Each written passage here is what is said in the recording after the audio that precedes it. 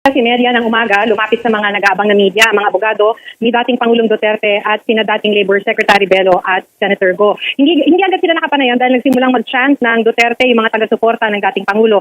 Ang sabi ni Senator Go, hindi nila nakita si Duterte, pinigilan daw sila. Sabi pa nga niya, ay binawi raw yung mga hawak nilang pass.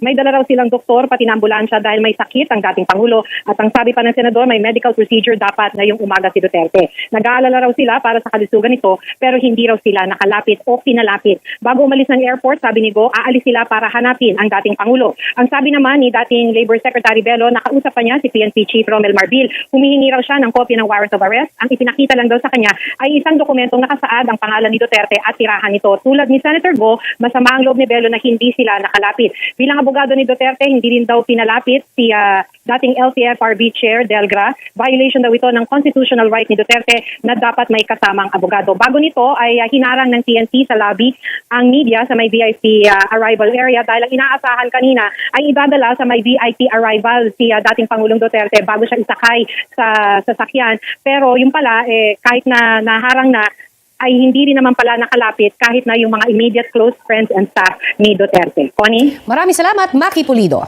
Presidential Communications Office, inihain ang warrant of arrest para sa kanya mula sa International Criminal Court pagdating niya kaninang umaga mula Hong Kong. Ang arrest warrant para sa dating Pangulo ay para sa crimes against humanity.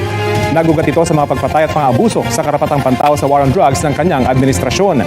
Ayon sa PCO, nasa mabuting kalusugan ang dating Pangulo matapos suriin ng mga doktor. Nasa Villamor Air Base si Duterte sa mga sandaling ito.